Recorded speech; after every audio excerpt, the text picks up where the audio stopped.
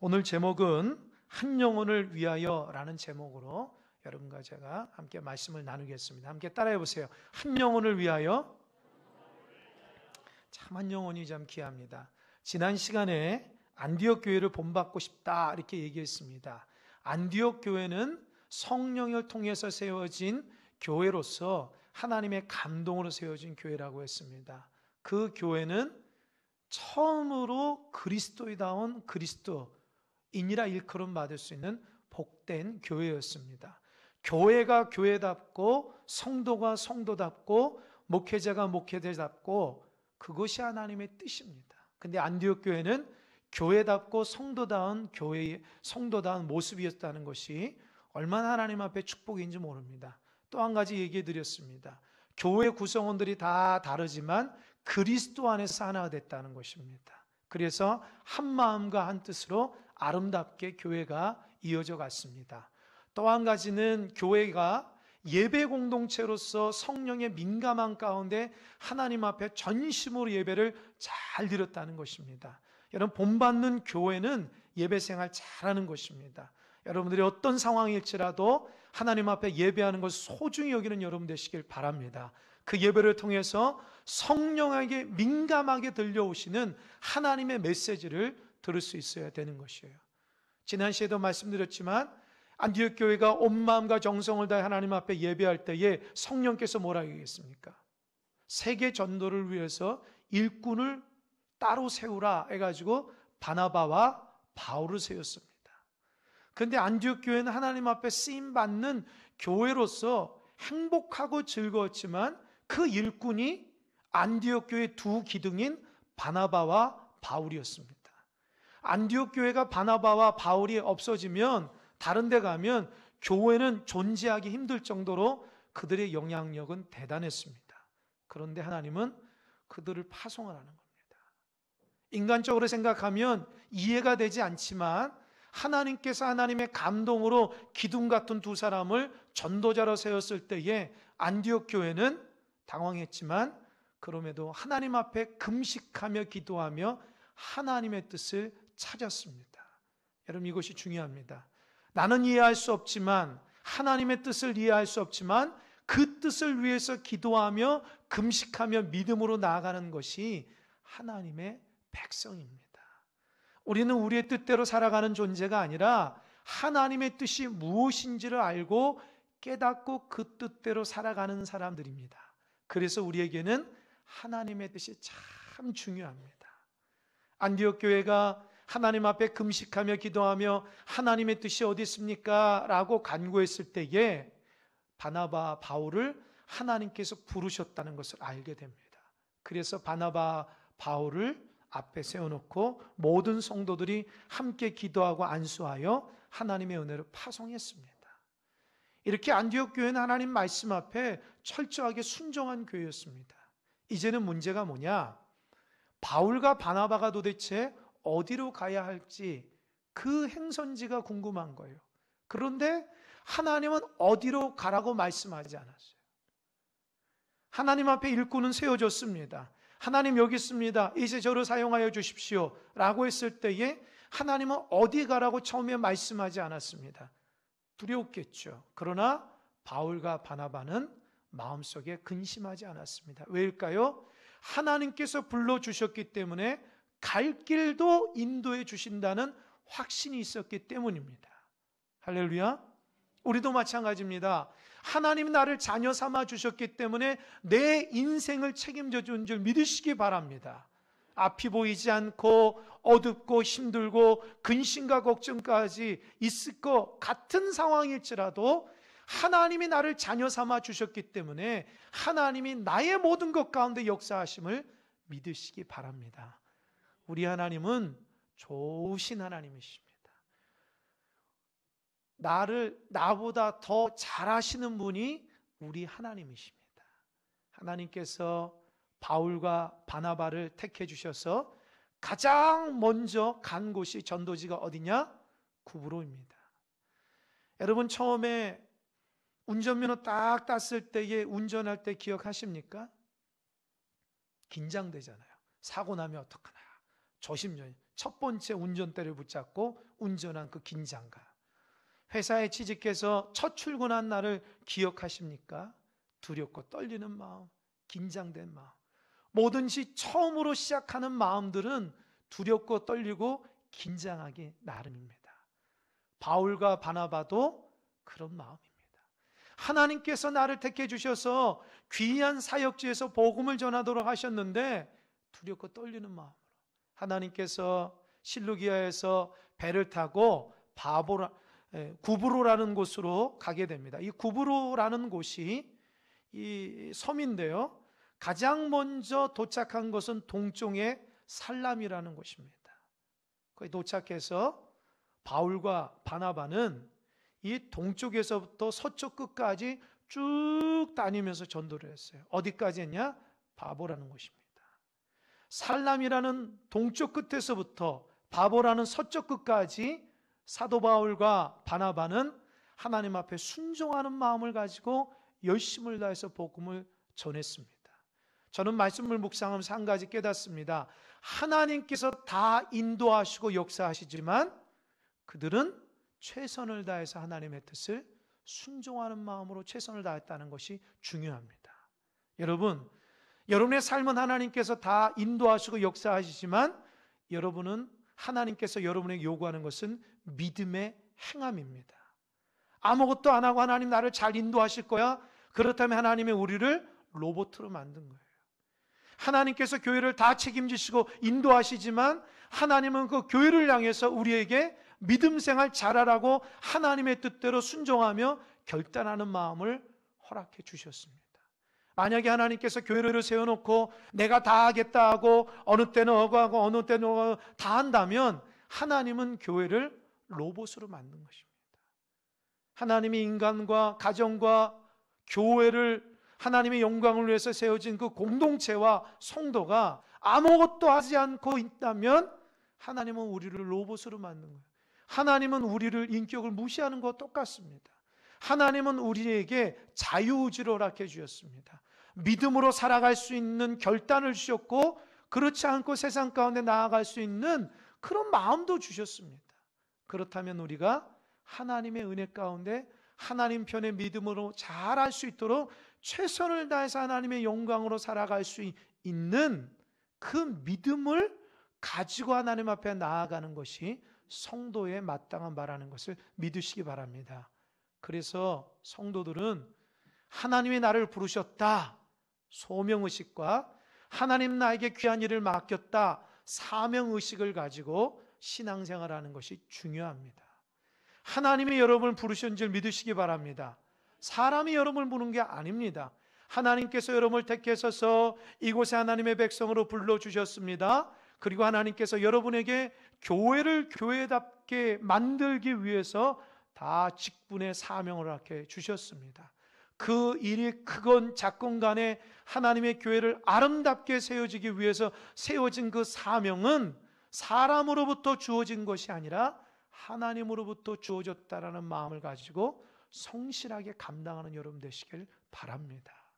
하나님이 나를 붙들고 나를 부르셔서 교회 공동체를 아름답게 세우기 위해서 나에게 맡겨진 사명이 있다면 그 일은 크건 작건 간에 하나님의 소중한 일인 것입니다. 그 직분을 잘 감당할 때에 하나님께서 바울과 바나바의 길을 열어주셨듯이 우리에게도 그런 길을, 축복의 길을 열어주려 믿으시기 바랍니다. 바울과 바나바는 순간순간마다 하나님을 바라보며 살라미에서 바보에 이르기까지 가면서 성경을 보니까 하나님의 말씀을 전했다고 말하고 있습니다. 여러분, 하나님의 말씀은 우리를 변하게 하시는 원동력인 줄 믿으시기 바랍니다. 여러분 중에 나는 정말 변화되고 싶어, 나는 하나님의 은혜 가운데 새로운 삶을 살고 싶어, 나는 이런 삶이 아니라 이전보다 더 하나님을 사랑하고 영광 돌리는 삶을 살고 싶다고 마음속에 소망하는 자가 있으면 하나님의 말씀을 사모하는 여러분 되시길 바랍니다. 하나님의 말씀이 우리를 새롭게 하는 것입니다. 세상의 격려와 세상에 잘할 수 있다라는 말보다도 하나님의 말씀대로 우리가 살아가는 것이 우리의 인생이 변화되는 원동력임을 믿으시기 바랍니다. 하나님의 말씀은 살았고 운동력이 있어 좌우에 나선 어떤 검보다도 예리하여 우리의 영과 혼과 및 관절과 골수를 찔러 쪼개기까지 하는 하나님의 놀라운 말씀인 줄 믿으시기 바랍니다. 그 말씀이 우리 심령 안에 딱 들었을 때에 우리 내면 안에 있던 죄의 문제가 하나님 말씀으로 도려지는 것입니다. 몸 안에 암덩어리가 의사가 수술로 칼로 메스로 딱 잘라내듯이 하나님의 말씀이 우리 안에 암덩어리 같은 것들이 도려내는 거예요. 할렐루야. 우리 안에 불안과 답답함과 힘들과 방황함과 영적인 공허함이 예수 그리스도의 말씀으로 새로워진 줄 믿으시기 바랍니다. 그래서 성도는 하나님의 말씀으로 살아가는 것이 성도입니다. 할 수 있다, 할 수 있다. 그런 어떤 인간적인 마음으로 격려가 우리를 새롭게 하는 것이 아니라 살아서 역사하신 하나님의 말씀이 우리를 새롭게 하는지 믿으시기 바랍니다. 바울과 바나바는 하나님의 말씀으로 변화되었기에 그들도 구브로 섬에 가서 하나님 믿지 않은 수많은 사람에게 자기를 변화시킨 그 하나님 말씀을 담대히 전한 거예요. 예수님 믿으면 구원받습니다. 예수님 믿으면 삶이 달라집니다. 예수님 믿으면 축복받습니다. 여러분을 예수님을 영접하시기 바랍니다. 예수님이 여러분을 사랑하는 마음으로 십자가에서 달려주고 오셔서 여러분의 모든 죄를 대신해 주셨습니다라고 사도 바울과 바나바는 가는 곳마다 주의 복음을 전했습니다. 할렐루야. 그런데 우리는 그 복음을 너무 가볍게 여겨요. 나가서 하나님의 말씀을 전하는 것도 하지 못할 뿐만 아니라 우리 자신이 신앙생활하면서 예수님 나의 죄의 문제, 죽음의 문제, 나의 인생의 문제를 다 책임지고 있음에도 불구하고 그 하나님, 그 예수님을 신실하게 믿지 못하는 불신앙이 우리 안에 있습니다. 그렇기 때문에 우리가 방황하는 것입니다. 그렇기 때문에 우리가 말씀 앞에 바로 서지 못하는 것이고, 그렇기 때문에 우리가 신앙생활 잘 못하는 것입니다. 여러분 안에 여러분을 힘들게 하고 방황하게 만들고 어렵게 만드는 것을 하나님의 말씀으로 다 이겨내시기 바랍니다. 복음에는 능력이 있고 하나님의 말씀은 우리를 새롭게 하는 원동력이 되기 때문입니다. 하나님은 바울과 바나바를 택해서 구브로로 보냈을 때에 둘만 보내지 않았습니다. 하나님은 하나님의 귀한 일을 할 때에 반드시 동역자를 붙여주십니다. 왜요? 그 일을 하기 때문에 하나님께서 하나님이 기뻐하고 하나님이 격려하고 하나님이 축복하고 하나님의 뜻이라는 것을 알려주기 위해서 하나님께서 동역자를 붙여주시는 겁니다. 그 동역자가 누굴까요? 요한이라는 사람입니다. 마가 요한이라는 사람입니다. 이 요한이라는 사람은 참 부유한 사람이었어요. 집이 너무너무 부유해서 집이 컸는데 그 집을 기도하는 처소로 만들었다는 거예요. 교인들이 집에 와서 예배드리고 하나님 영광 돌리는 그 처소로 만들 정도로 부유하면서도 신앙이 좋은 사람이었습니다. 그 요한은 바나바의 조카였습니다. 삼촌인 바나바가 하나님의 특별한 은혜와 사랑 가운데 세계 전도 여행을 떠나갔을 때에 자기도 순종하는 마음으로 함께 따라 나갔습니다. 여러분들 하나님의 일을 하는데 동역자가 되시길 바랍니다. 크건 작건 간에 교회를 위해서 교회가 아름답게 세워지고 또 개인적인 삶 가운데 하나님 나라를 확장하는 데 있어서 동역자로 세워지는 여러분 되시길 바랍니다. 그러기 위해서는 맡겨진 직분을 잘 소중하게 사용해야 됩니다.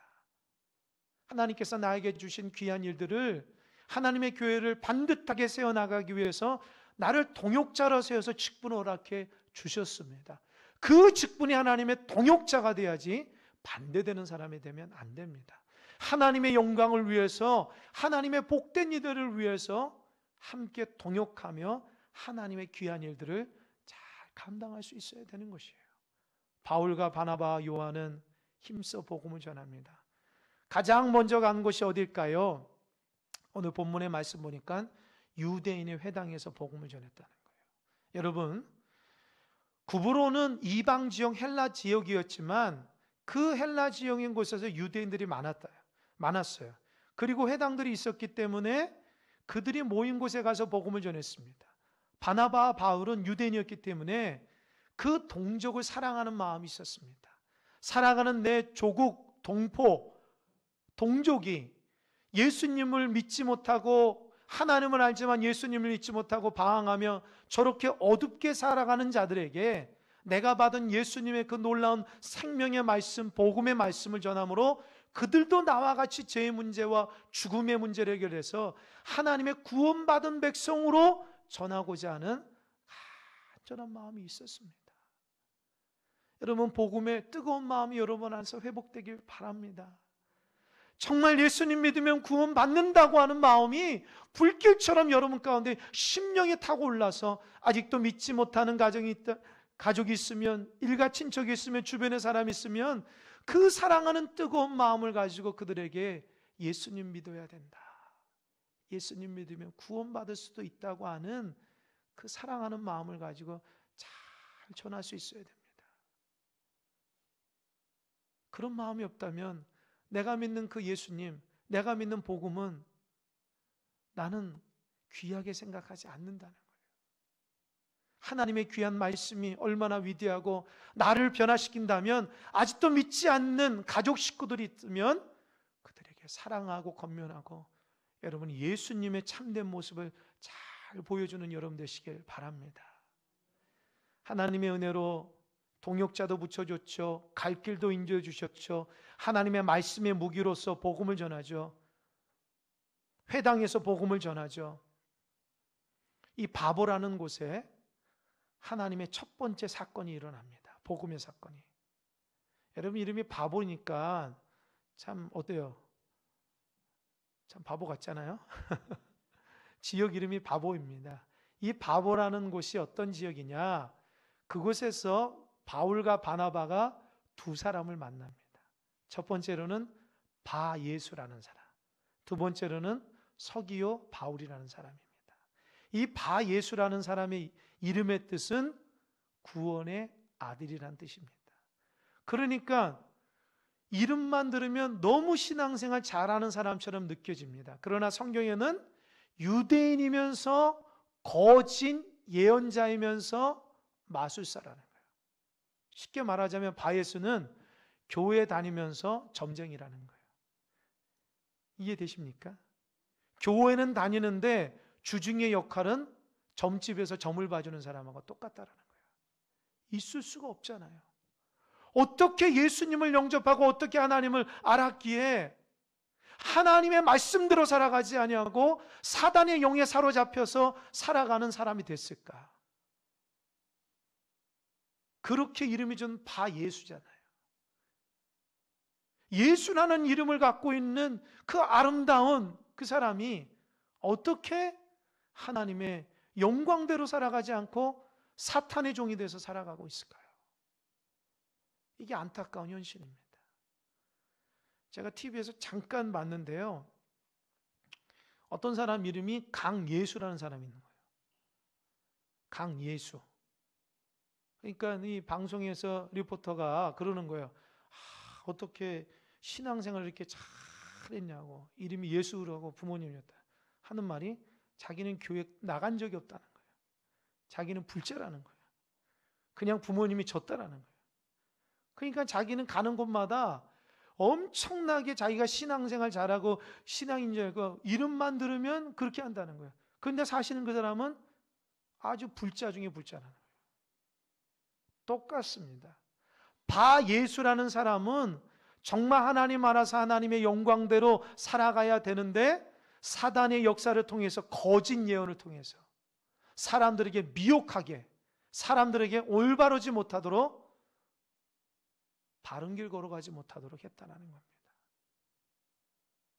여러분, 우리의 이름은 성도입니다. 거룩한 무리입니다. 그리스도인, 예수쟁이라는 거예요. 우리를 통해서 예수님이 드러나야 되는 것입니다. 성도는 거룩한 무리입니다. 하나님을, 예수님을 마음속에 살아가는 그런 백성입니다. 그 이름에 걸맞는 여러분 되시기를 바랍니다. 이 바예수가 얼마나 하나님 보시기에 온전치 못하냐면 그 바보라는 지역을 다스리는 총독 서기오 바울 옆에 딱 붙어가지고 그가 다 지시하는 거예요. 이렇게 하라 저렇게 하라. 그러니까 이 바예수는 마술사이기 때문에 여러 가지 일들을 막 하는 거죠. 그러니까 총독 서기오 바울이 그 바예수의 말을 듣고 모든 일을 다 하는 거예요. 그러니까 사단의 역사의 말을 듣고 사단으로 이 바보라는 지역을 다스리고 있다는 것은 사단이 어둠의 영으로서 바보를 딱 붙잡고 있다는 겁니다. 왜 하나님이 구브로의 바보로 보낸지 아십니까? 어둠 가운데 그 지역에 있는 수많은 사람이 고통 가운데 살고 있으니까 그들에게 하나님의 참된 복음, 하나님의 참된 구원의 역사를 보여주기 위해서 특별하게 바울과 바나바를 들어서 그들에게 복음을 전하게 한 것입니다. 또 한 가지 바보라는 지역은 여러분 미의 여신이 누굽니까? 비너스 아십니까? 비너스? 비너스가 있는 숭배 지역입니다. 그러니까 바보라는 지역은 성적으로 엄청나게 타락한 곳입니다. 하나님께서 왜 바울과 바나바를 들어서 구브로의 바보, 성적으로 타락하고 영적으로 어둠의 영이 있어서 정말 어둠 가운데 있는 곳으로 보낸지를 잘 알아야 돼요. 그런데 놀라운 것은요, 성경을 쭉 꼼꼼하게 읽어보면 가장 먼저 총독 서기오 바울이 바울과 바나바를 불러옵니다. 그러니까 사도 바울이 바나바가 가서 복음을 전하는 것이 아니라 총독 서기오 바울이 바울과 바나바를 부릅니다. 하나님의 말씀을 나에게 좀 전해달라고 합니다. 왜일까요? 공허하기 때문입니다. 여러분, 하나님은요 어느 곳에 보낼 때에 자기가 하는 것 같지만 아닙니다. 하나님께서 예비된 영혼들을 다 보내주시는 거예요.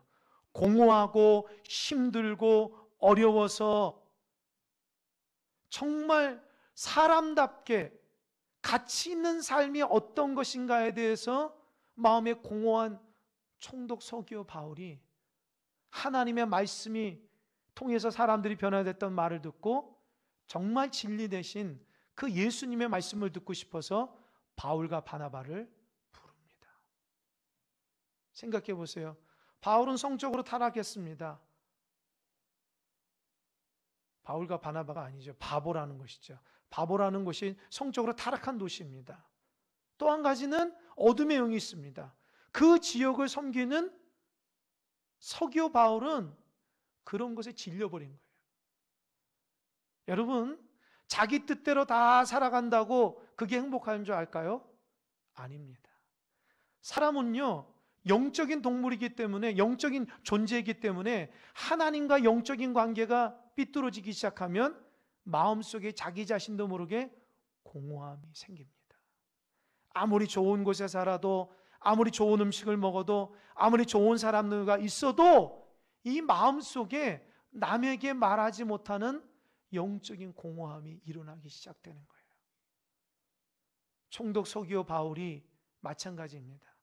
잘 살고 자기 멋대로 잘 되고 지역도 잘 다스리지만 이유 없는 공허함이 마음속에 있어서 바울과 바나바를 부릅니다. 바울과 바나바를 불러서 하나님 말씀을 들을 때에 마음에 기쁩니다. 감사합니다. 그런데 바예수가 방해합니다. 바예수라는 사람이 총독 서기오 바울이 그동안 자기 밑에 있어서 자기가 지시한 대로 나라를 다스렸는데 이제 바울과 바나바를 통해서 자기의 영향력이 점점 더 축소되니까 겁이 나기 시작한 거예요. 그러니까 바울과 바나바를 총독 옆에 있지 못하게끔 방해를 하는 것입니다. 여러분, 사탄은 하나님의 일을 못하도록 방해합니다. 하나님 나라가 확장되는 것을 방해하는 것이 사탄의 전략입니다. 교회가 하나님의 뜻대로 성장하지 못하는 것을 방해하는 것은 사단입니다. 성도들이 하나님의 뜻대로 순종하지 못하고 믿음대로 살아가지 못하게 역사하는 것은 사단입니다. 그래서 우리 교회와 우리 성도들은 정신 차려야 됩니다. 우리가 알지 못하는 사이에 우리를 하나님과의 관계를 막아버리는 것입니다. 그들의 영향력을 점점 더 우리를 잠식해서 우리가 하나님의 뜻대로 순종하지 못하고 예배하지 못하고 말씀대로 살아가지 못하도록 어느 순간부터 우리의 삶을 분주하게 만들어 버립니다. 여러분의 삶이 분주해진다는 것이 축복이 아닙니다. 단순해야 됩니다. 그리스도 안에서는 하나님 중심으로 살아가는 것이 복된 삶입니다.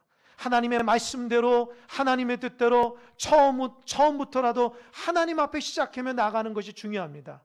분주한다는 것이 우리에게 축복이 아닙니다. 그 분주함이 하나님과 우리의 관계를 멀어지게 하면 할수록 우리는 어느 순간 하나님의 뜻에 있지 아니하고 세상 한복판에 외롭고 힘들고 고독하게 그렇게 살아가는 존재밖에 되지 않는다는 겁니다. 총독 서기오 바울이 그런 공허함이 있었습니다. 바예수가 옆에서 사단이 다 얘기해서 기적적인 일들이 다 감당할 수 있었지만 아니에요. 그 마음속에 근본적인 기쁨이 없었다는 거예요. 바예수가 사도 바울과 바나바를 총독으로 멀어지게 합니다. 그때에 바울이 성령이 충만해서 바예수를 쳐다봅니다. 그가 하는 모든 일이 하나님 앞에 올바르지 못한 일이라 성령께서 말씀해 주시는 거예요. 그랬을 때 사도 바울이 그 바예수를 향해서 하나님 말씀을 강력하게 선포합니다. 그것이 10절입니다. 10절 한번 보겠습니다. 10절 다 같이 읽어보겠습니다. 시작. 이르되 모든 거짓과 악행이 가득한 자요 마귀의 자식이요 모든 의의 원수요 주의 바른 길을 굽게 하기를 그치지 아니하겠느냐. 사도 바울 입장에서는 바예수란 사람이 총독 옆에 붙어서 영향력이 있지만 사도 바울 눈에는 그 사람은 거짓이었고 사단이 역사하는 마귀의 자식이었다는 거예요. 그래서 이 바보라는 지역을 어둡게 만드는 사람이 바예수였고 바예수 안에 역사하는 것이 사탄이었습니다. 그런데 사도 바울이 바나바가 오기 전까지는 바예수를 건드는 사람이 없었다는 거예요. 그것이 당연하듯이 모든 사람들이 바예수가 하는 그 마술 때문에 현혹돼 가지고 바예수를 하나님처럼 바라보고 있었다는 거예요. 하나님은 그렇게 되기를 원치 않으셨어요. 그래서 안디옥에서 신앙생활 잘하는 바울과 바나바를 통해서 거짓의 영에 사로잡히는 바예수를 물리치기 위해서 하나님께서 그의 삶을 이끌어 주신 거예요. 그리고 마귀의 자식이라 사단의 자식이라 하면서 주님의 말씀으로 선포하며 그를 물리칩니다. 그러면서 여러분 11절에 보세요. 보라 이제 주의 손이 내 위에 있으니 내가 맹인이 되어 얼마 동안 해를 보지 못하리라 하니 즉시 안개와 어둠이 그를 덮어 인도할 사람을 두루 구하는지라. 어떻게 했어요? 그렇게 선포하고 나서 주의 손이 너 머리에 있다는 거예요. 주의 손이 너 위에 있음에도 불구하고 하나님을 두려워할 줄 몰랐다는 거죠. 보이지 않는 하나님의 심판의 손이 바예수 위에 있었다는 거예요. 그래서 그가 이제는 사탄의 종이 되어서 살아가는 것을 원치 않게끔 물리치는데 저 같으면 그랬을 거였어요. 영원토록 맹인이 되라, 앞에 보이지 않는 사람 되라 그랬는데 사도 바울은 얼마 동안이냐. 왜 얼마 동안일까요? 제가 이 말씀을 묵상하면서 하나님, 그런 사람은 완전히 맹인이 돼서 평생 앞에 안 보이게 해야죠. 벌 받아야죠. 그런 생각 하잖아요. 그런데 하나님은 사도 바울을 통해서 얼마 동안, 잠시 동안 어둡게 한다는. 왜 그럴까요? 하나님은요, 그런 악한 바에서도 예수님 믿어 구원받을 사람으로 기회를 주신다는 겁니다. 할렐루야. 아무리 죄가 있어도 죄는 미워할지언정 사람은 미워하지 말라는 거예요. 왜요? 그 사람은 하나님의 귀한 백성이기 때문입니다. 바예수도 자기 자신의 마음이 아니라 사탄이 사로잡혀서 어둠의 권세로서 하나님을 알고 있는 유대임에도 불구하고 하나님 뜻대로 살지 못하고 사단의 마술적인 것에 빠져가지고 그렇게 현혹되어 살아갔기 때문에 하나님 입장에서도 이 사람이 변화되고 새로운 삶으로 살기를 간절하게 소망한다는 거예요. 그래서 잠시 동안 어두워졌을 때에 그는 눈이 감겼을 때에 어떻게 하겠어요? 회개했을 겁니다. 그동안은 눈이 떠서 다른 사람에게 이것이 뜻이라고 하면서 수많은 사탄의 짓을 했지만 이제 눈이 보이지 않으니까 다른 사람으로부터 지시를 받아야 돼요. 손을 붙잡고 이렇게 가라 저렇게 가라 지시를 받는 거예요. 주의 손은 우리에게 축복의 손이 되기도 하지만 주의 손은 심판의 손도 된다라는 것을 여러분 기억하셔야 됩니다. 어둠에 사로잡혔던 바예수가 앞을 보이지 못하는 거예요. 꼼짝달싹 못합니다. 그걸 보고 12절에 보니까 총독 서기오 바울이 그 광경을 보고 우리 주님이 살아계시는구나. 내가 평생 바예수란 사람한테 의탁해 받아가지고 그 지역을 다스려서 재미를 많이 봤는데 하나님의 능력으로 바예수가 어둡게 되는구나. 정말 하나님의 역사는 큰 능력이며 예수님은 우리를 인도하신다라는 것을 총독 서기오 바울이 딱 믿고 예수님을 영접하는 하나님의 사람이 되었습니다. 이것이 첫 사역지에서의 복음의 전파입니다. 결론을 맺겠습니다. 사도 바울의 입장에서는, 바나바 입장에서는 하나님께서 보내주셨을 때의 첫 사역지에서 엄청난 큰 기대를 가지고 복음에 몇천 명, 몇만 명이 변화될 줄 알고 마음속에 기대하며 갔을 것입니다. 그런데 구부로에서 딱 한 사람 전도하고 딱 한 사람 변화시켰어요. 누구냐? 총독 서기오 바울입니다. 그 한 사람이었지만 그 한 사람 때문에 앞으로 수많은 사람들이 예수님 믿는 것을 우리 하나님은 기대하셨다는 거예요. 바울과 바나바 입장에서는 비록 첫 사역에서 한 영혼 전도했지만 그 한 영혼이 얼마나 귀한 줄을 그 순간에 깨닫게 된 거예요. 안디옥 교회가 엄청난 숫자로 부흥하면서 사람을 천하보다 귀한 것이 아니라 숫자로 시작됐게끔 바라보게끔 그렇게 많은 사람이 왔는데 아마도 바울과 바나바 마음속에 한 영혼을 천하보다도 귀한 것이 아니라 사람을 숫자로 한 명, 두 명, 몇 명이라고 마음속에 생각했을 거예요. 그런데 하나님은 한 영혼이 변화되면 얼마나 위대한 역사가 일어나는지를 보여주셨습니다. 하나님의 말씀으로 그들을 변화시킨 거예요. 오늘 주일 새벽기도 때 여러분 6시에 새벽기도 하는 줄 아십니까? 거의 안 나오시는데 저는 꾸준하게 기도하며 주일을 위해서 기도하는데 또 몇 분 나와요. 몇 분 나와서 이렇게 기도하는데요. 오늘 제가 이렇게 와서 1시간 동안 이렇게 기도하고 주일을 위해서 기도하고 또 이렇게 위에서부터 아래까지 이렇게 교회를 좀 살펴보고 딱 들어가려고 하는데 어떤 분이 본당 그 화장실 옆에서 어떤 남자분이 소리가 좀 들려요. 그래서 이 시간대에 누군가 하고 가봤어요. 이렇게 보니까 뭐라 이렇게 혼자 막 소리를 내는 거예요. 그래서 제가 조심스럽게 귀를 기울이니까 뭐라 얘기한지 아십니까? 한 영혼을 천하보다 더 귀하게 여기시느니라. 제가 깜짝 놀랐어요. 오늘 제 설교하고 메시지가 똑같은 거예요. 그분이 혼잣말로 한 영혼을 천하보다 더 귀하게 여기니라. 이런 얘기를 이렇게 얘기를 하는 거예요. 그래서 내가 궁금해서 누군가 가보니까 그분이 후닥닥 나가시더라고요.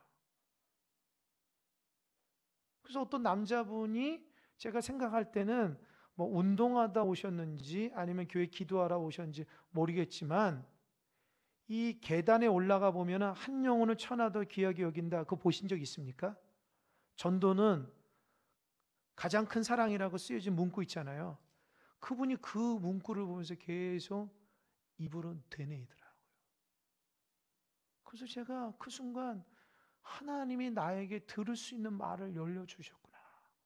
어쩜 내가 오늘 전하고 있는 설교하고 그렇게 딱 맞을 수 있을까? 하나님이 누군지 모르니까, 누군지 모르지만 주님의 입술로서 우리 교회가 한 영혼을 천하보다도 여기는 교회가 되라고. 그 새벽에 부족한 종이 나가서 교회를 둘러보다가 누군지를 모르지만 하나님이 입술로 선포할 때에 그 마음속에 쏙 들어온 것입니다. 여러분, 한 영혼을 천하보다도 귀하게 여기십니까? 교회를 숫자로 파악하십니까? 어떻습니까, 여러분? 주님을 사랑하는 마음을 가지고 한 영혼을 귀하게 여기시기 바랍니다. 한 영혼을 귀하게 여긴다는 것은 아직도 예수님 믿지 않는 자들을 위해서 사랑하며 섬기며 복음을 전하는 것입니다. 여러분 혼자 구원받을 수 없잖아요. 한 주간 이 말씀을 묵상하면서 귀한 글을 내가 읽어봤습니다. 미국에 일리노이라는 주에 있는데 그 주에 하비스트 채플 교회라는 그 아주 대형 교회가 있어요. 그 교회 담임 목사님이신 제임스 맥도날드 목사님이 어느 주일에 교인들 몰래 실험을 한 거예요. 어떤 실험을 하냐? 항상 그 교회는 하나님을 사랑하고 이웃을 사랑하라고 하는 메시지를 늘 전하는 목사님이셨어요. 그래서 은혜 가운데 10몇 명이 시작된 교회가 세월이 지나서 지금 14,000명, 15,000명 모여는 큰 교회가 되어진 거예요. 그런데 어느 날 이 제임스 맥도날드 목사님이 정말 우리 교인들이 하나님을 사랑하고 이웃을 사랑하는지 궁금했다는 거예요. 그래서 주일날 아침에 복장을 거지 복장으로 딱 입고 변장을 딱 해가지고 교회 문 앞에서 앉아 있었다는 거예요. 그러면서 교인들이 어떤 반응을 보일까를 카메라를 딱 이렇게 해가지고 실험을 해봤다는 거예요. 그러면서 그분이 예배가 딱 시작할 때에 갑자기 거린의 복장을 딱 와가지고 강대상에 있어서 가발을 벗고 옷을 벗으면서 사실 그 앞에 있던 사람이 나라고 하니까 성도들이 다 깜짝 놀라더라고요. 그러면서 그 순간을 영상으로 이렇게 찍어놨던 것을 보여주기 시작하는 거예요. 어떤 모습인지 압니까? 처음에는 성도들이 손에 손을 붙잡고 교회로 들어오는데 그 사람 못 보더니만 척 보면서 그냥 들어가는 거예요. 어떤 사람은 보지도 않고 예배를 시를 들어가는 거예요.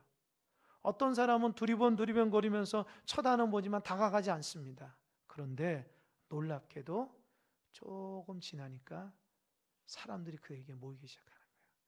어떤 사람은 물을 주면서 물을 먹으라고, 어떤 사람은 커피를 주면서 커피를, 또 빵을 주면 식사는 했냐면서 그 옆에서 말을 들어주고 얘기를 하기 시작하는데 그 목사님은 자기가 변장이기 때문에 말을 못하잖아요. 다 뒤집어 쓰고 있는데 어떤 사람이 와서 그런 거예요. 하나님은 당신을 사랑하신다고. 당신은 지금은 어렵고 힘들지만 하나님은 당신의 길을 열어줄 것이라고.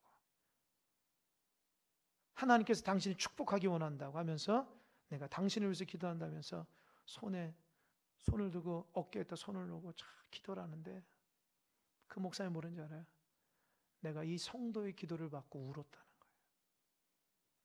어떤 성도는 그 거린에게 얘기하는 거예요. 우리 예배 같이 들어가자고.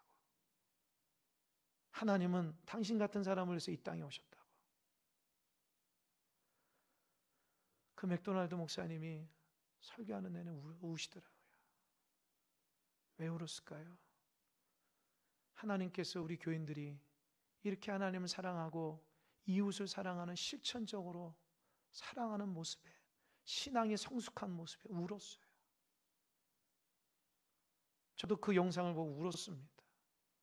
그러면서 제 마음속에 나도 한번 해볼까? 나도 한번 해볼까? 우리 교인들은 정말 말씀대로 살아가는 자인가?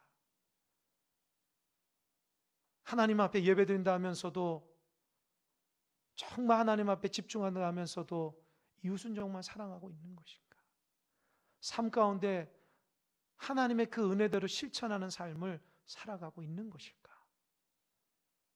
이 마음이 들어서 나도 제대로 실천하고 제대로 가르치고 제대로 교육시켜서 하나님 앞에 귀한 교회와 목자와 그런 성도가 되어야 되겠다, 그런 다짐을 했습니다.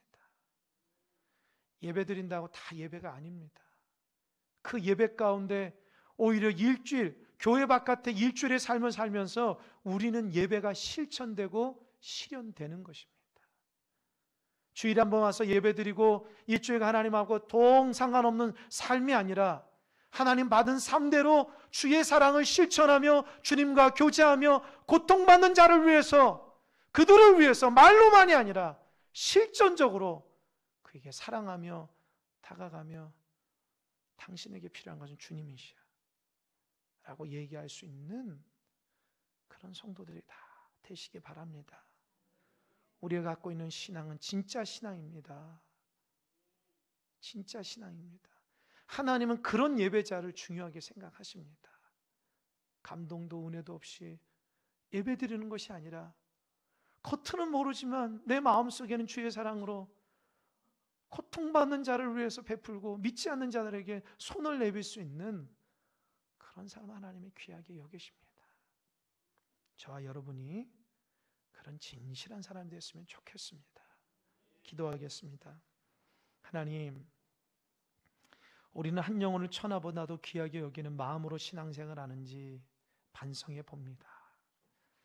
하나님의 사랑이 위대한 것을 알지만 우리 생각에는 한 사람 한 사람을 숫자로 파악하고 한 영혼을 천하보다도 귀하게 여기지 못하고 있습니다. 하나님께서 우리 교회가 한 영혼을 천하보다도 귀하게 여기라는 메시지로 새벽에 누군지 모르지만 그 입술을 통해서 천하보다도 귀한 교회라는 말을 듣게 하시니 감사합니다. 하나님, 우리 교회가 온 성도들이 한 영혼을 위해서 기도하며 한 영혼을 위해서 복음을 전하는 복된 교회가 되게 도와주시옵소서. 우리 신앙이 거짓되지 않기 원합니다. 겉으로는 정말 좋은 신앙인 같지만 삶에서는 전혀 예수가 드러나지 않고 사랑이 실천하지 않는 거짓된 외식된 자가 아니라 진실하고 하나님의 뜻대로 순종할 수 있는 복된 종들 다 되게 도와주시옵소서. 감사하고 이 모든 말씀 예수님의 이름으로 기도하옵나이다. 아멘.